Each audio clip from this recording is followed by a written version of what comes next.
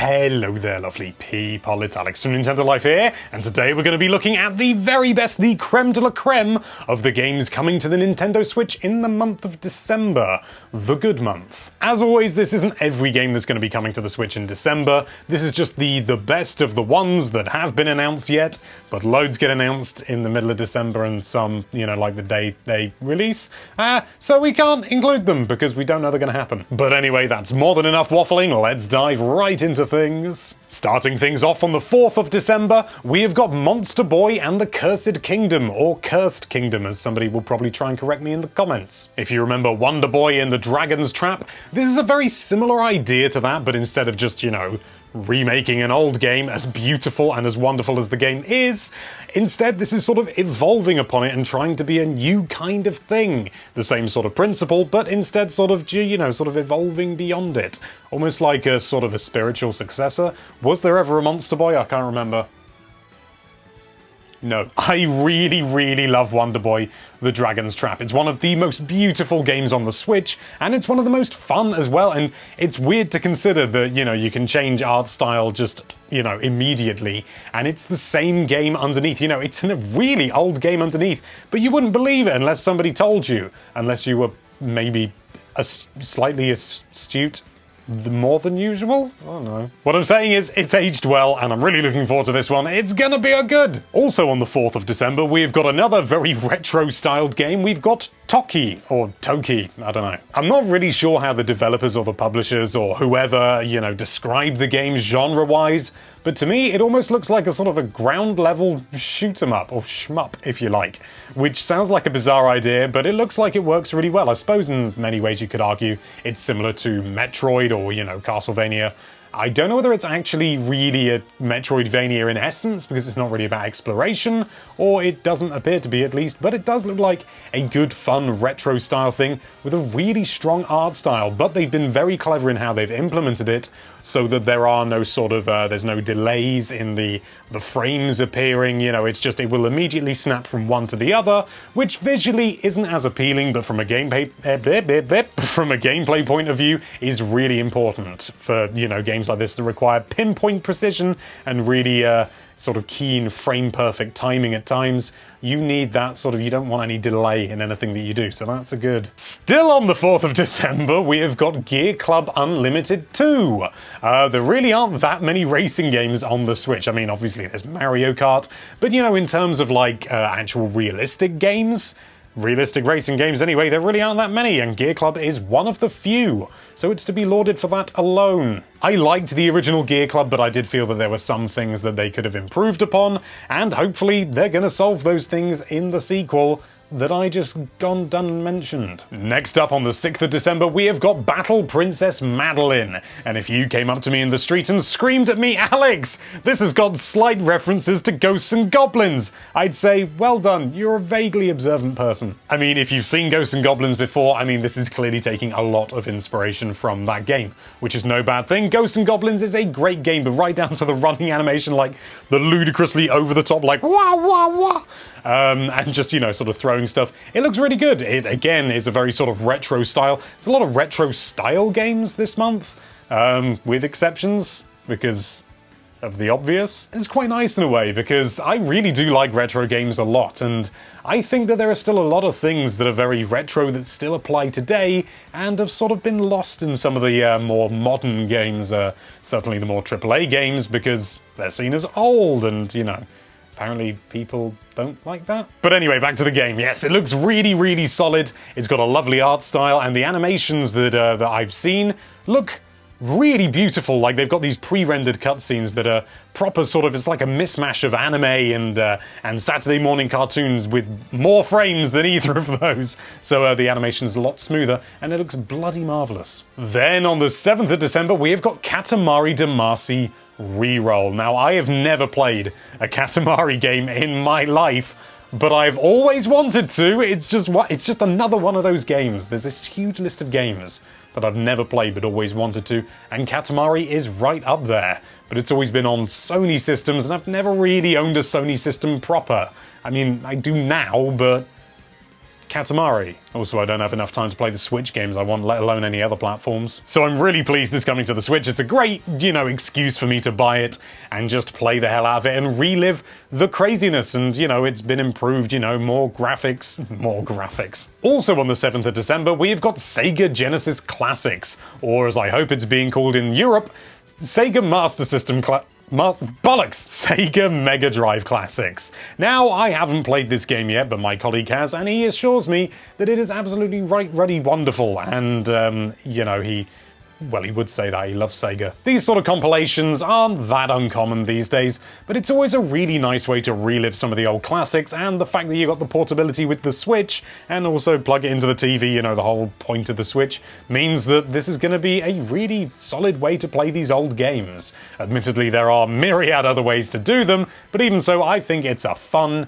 game collection that is being released on the Switch, so stuff it. And that's it for the 7th of December. Yep, nothing else coming out on that date.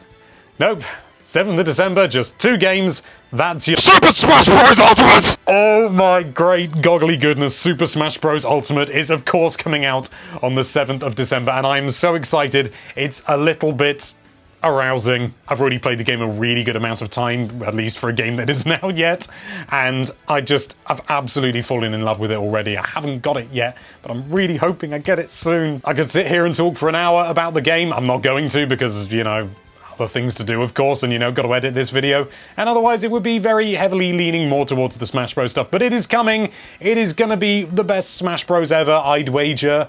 Even the people who play Melee all the time probably won't be able to argue with that, although they'll try. It's just like they've actually properly listened this time, and they've listened to the concerns people have and the characters they want, and they've gone, yeah, okay. Which is, it's nothing outlandish, but this is Nintendo we're talking about, so yeah, it's pretty damn outlandish. But let's move on. On the 10th of December, the good day in the good month, we have got Guacamelee II. Now, Guacamelee was initially on the Wii U something that passed me by, but I eventually picked it up and it is great fun. When I first saw it, I wasn't bowled away, but there's something about it, something that, you can just draws you in.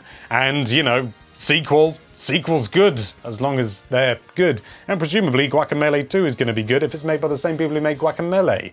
So, yeah, we're on to Melee again. Then, on the 11th of December, we've got Everspace Stellar Edition. And a stellar game it appears to be as well. Indeed, whatever.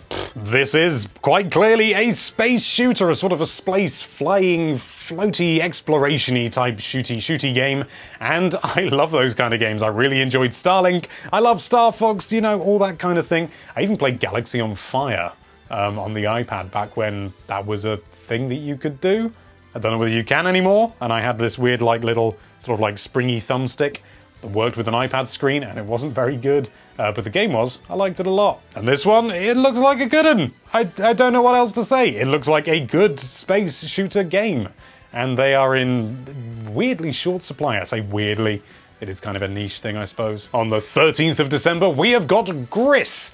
Now, this is a game. It's obviously not going to be for everyone. I absolutely understand that. It's not really a sort of you could even argue in some regards it's not a game in the traditional sense because the challenge isn't really there. It's not designed to be a challenging game. It's more like a sort of a sandbox experience. And, some people have touted these types of games as like interactive paintings, which sounds really pretentious to me. But I like these sort of relaxation type games. And this one is just absolutely gorgeous. The minimalism style and the fluidity of the animation, and it's all done, sort of hand-drawn animation, or at least, big chunks of it are, and I just think it looks the absolute bee's knees. And if I've had a long day and I just want to play a game but not be so involved in stuff like Breath of the Wild or Mario Kart or, going the other end of the spectrum, Smash, this is a game that I could seriously see myself playing just to be able to sort of mellow out and just sort of go,